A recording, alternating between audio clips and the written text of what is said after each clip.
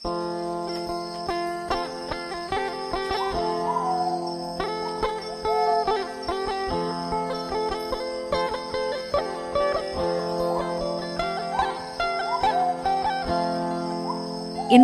Tiwadak Deteksi Dini Kesehatan Jiwa pada anak sekolah Puskesmas Mungkur Agung.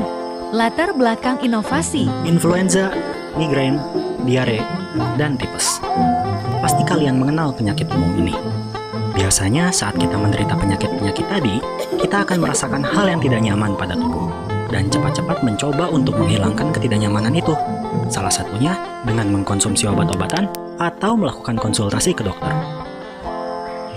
Tindakan ini umumnya dilakukan seseorang ketika mengalami keluhan pada fisiknya. Namun menjadi berbeda ketika kita berbicara mengenai orang yang mengalami keluhan pada kondisi mentalnya. Kesehatan mental di Indonesia masih sering dianggap sebagai hal yang sepele. Stigma negatif juga sering diberikan kepada orang-orang yang pergi melakukan konsultasi kepada profesional dalam bidang kesehatan mental. Dengan adanya stigma ini, orang menjadi berpikir dua kali untuk memeriksa kondisi mentalnya. Belum lagi, gak sedikit orang-orang yang meluncurkan komentar negatif kepada orang yang mengalami keluhan mental. Mereka sering dinilai sebagai orang-orang yang lemah dan baperan. Bahkan, ada juga yang bilang kalau mereka ini kurang iman. Tentu kondisi ini bukan membuat orang yang mengalami keluhan pada kondisi mentalnya semakin membaik.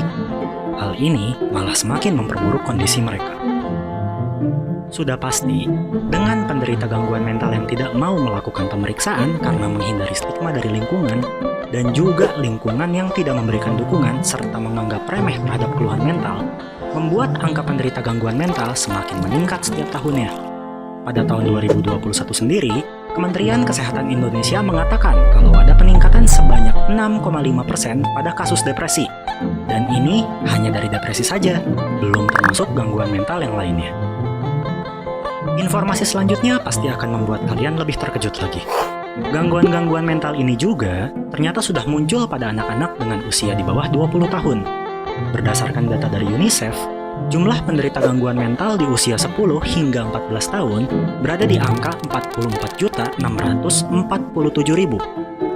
Dan pada anak di usia 15 sampai 19 tahun sebanyak 44.563.000. Dengan budaya pemberian stigma dan menganggap remeh gangguan mental, tentunya semakin membuat anak kesulitan untuk mendapatkan penanganan dan pengobatan. Kondisi ini tentunya dapat memperburuk kondisi mental anak. Dan lebih parahnya, anak bisa saja memunculkan keinginan untuk mengakhiri hidupnya. Kabar buruknya, hal ini sudah terjadi. Berdasarkan data lain dari UNICEF, ternyata kematian yang dikarenakan bunuh diri pada anak usia 15 sampai 19 tahun berada di posisi keempat di tahun 2019 kemarin. Bahkan, angka kematian anak yang disebabkan HIV digabungkan dengan angka kematian anak karena tenggelam masih belum bisa menyaingi jumlah angka kematian anak yang disebabkan oleh bunuh diri. Lalu, apa yang bisa kita lakukan untuk berkontribusi dalam menekan jumlah peningkatan angka penderita gangguan mental atau bahkan angka bunuh diri? Salah satu upaya yang paling sederhana yang bisa kita lakukan adalah dengan menambah wawasan mengenai gangguan mental.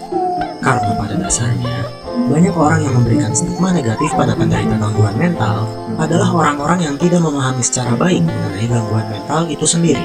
Adapun manfaat dari inovasi ini adalah bagi anak sekolah,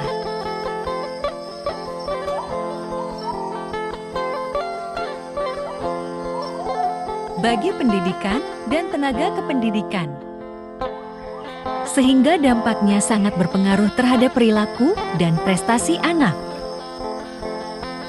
Karena anak yang sehat itu bukan hanya sehat fisik, tetapi sehat secara mental emosional, sangat berpengaruh pada perilaku dan prestasi anak tersebut. Ayo cegah gangguan kesehatan jiwa dengan deteksi dini kesehatan jiwa pada anak sekolah.